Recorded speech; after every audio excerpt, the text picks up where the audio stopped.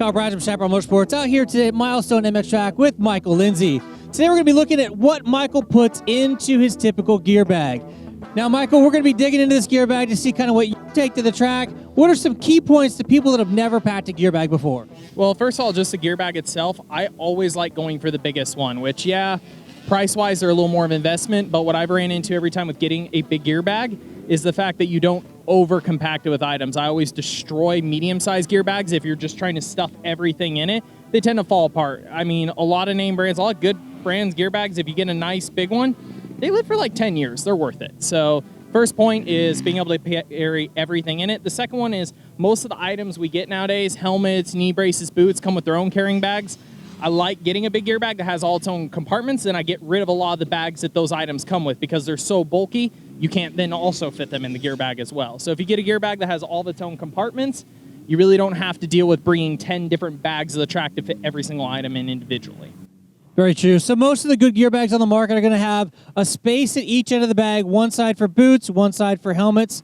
They're going to have ventilated holes on them. That way you can make sure that your boots are airing out and your helmet is airing out in between times. So Michael's pulling out some Tech 10s here from Alpine Stars. Phenomenal boots, by the way. Take a look at our detailed breakdown video of those boots if you're looking for motocross boots. We have the matching Alpine Stars helmet. This is the SM10 from Alpine Stars.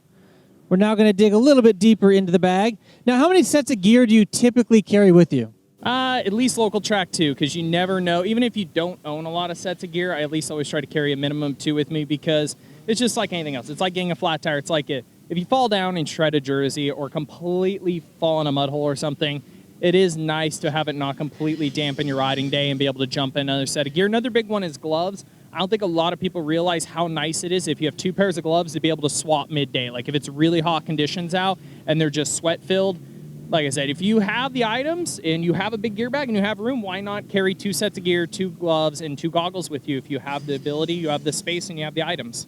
Just making sure that you have the gear ready to go when you need it in case something happens is always primo. So the other thing we're going to see in Michael's big gear bag are a set of knee guards or knee braces, and then obviously some torso protection. Now, as far as those 2 items go, what do you usually look at, Michael, when you're choosing which of those to bring to the track? I'm a brace guy because I've had a lot of knee problems. I know some people like to have their per se argument back and forth over what they do. For me, it's even not as much a safety item as much as a support item. They help a lot, and just all the impact related to the amount of coverage they have. So I like a good set of knee braces. That's one I mentioned before is a lot of knee braces these days come with their own carrying cases, which if you put those and put them in, it takes up a lot of space. If you just take braces out separately, most of them will fit kind of either within themselves or wrapped up and take a lot less space up. So I usually take them out of their own carrying cases. Chest protector, I'm not big on outer ones. I really like what a lot of brands have done with under shell protection these days. You can get a really thin setup that doesn't stand out. Honestly, this Alpine Star A1, I would say if you go to a Pro National right now and check the 450 field, their jerseys are vented enough. You can see what a guy's wearing. Over half the field rock this one or similar ones from brands. There's a lot of really good thin protection out there, but still a hard shell. I like keeping the back pieces for back protection. A lot of major injuries that affected guys over the year are related to a back impact from the bike or something. So I'm a huge fan of having the hard shell rear if you're comfortable with it. I mean, you can take them off on a lot of these, but it's definitely nice to keep them there. Excellent. So we're looking at knee protection, we're looking at torso protection, leg and ankle protection, obviously head protection, that's a must. We've got jerseys. Now, question, do you carry a vented set and a non-vented set just in case weather conditions change? Nah, I'm not that per se picky, but like I said, I'll usually try to keep 2 sets with me. Not too much unless I know the weather is going to be something really ridiculous. Every once in a while in SoCal, we will have if you're at a track that's close enough to the coast, you'll have those very foggy mornings that then transfer over. But mostly for me, it's just about having 2 sets regardless of what type they are, just in case you do need them. All right, so obviously goggles are another main thing that we need because, eye protection, protecting you from ruse. Yeah, goggles are one of the few. I'll keep its own case. In the case of the Oakleys here, they have a case. I keep saying case, but they have one. Even a soft baggie, just because I'm a huge fan of molded lenses, just to get them not knocked out. Honestly, it's funny, if you talk to the guys at Oakley, the main reason they started kind of the push to the molded lenses with the air brakes years ago was because they had so many guys in the 450 class getting the lenses knocked out. 450s are gnarly. They put down some roosts at some series speed. Cool part about molded lenses, they won't come out. Bad part is they are more expensive. and there's no reason to let them bounce around your bag and get scratched. Otherwise, every time you pull out your brand new pair of goggles, you're going to be super bummed out on all the little scratches on them. So keeping them in a case or a soft carry bag is not bad.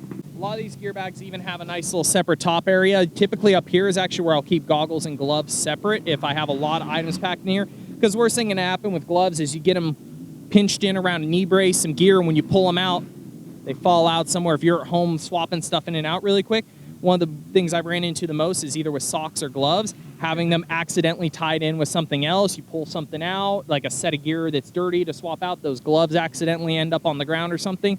You don't think about it, you throw everything else in, you show up at the track without socks or without gloves. You would not believe how many times I've shown up to Glen Helen on Thursday and some of the best pros in the world to walk around and go, hey, anybody got any socks? Anybody got any socks I can borrow? I got one. It happens all the time. So that's also another one, is keeping gloves and socks in some sort of separate pouch is definitely nice, just so you don't accidentally knock them out, lose them, and pretty much show up without them. And there we go, guys. That's Michael Lindsay and what he packs into his gear bag. Today he's using the Ocelot Racing gear bag from Chaparral Motorsports. As you can see, he has ample room for his helmet, his boots, his protection, his gear. Make sure you take 2 sets of gear to the track to make sure that you're covered, and make sure you have riding gear that's appropriate for the type of riding that you're doing. I'm Kyle Bradge from Chaparral Motorsports. If you like what you saw today, give us a thumbs up. If you want more action like this coming directly to your inbox, hit that subscribe button and notification bell. Till next time, take care and ride safe out there.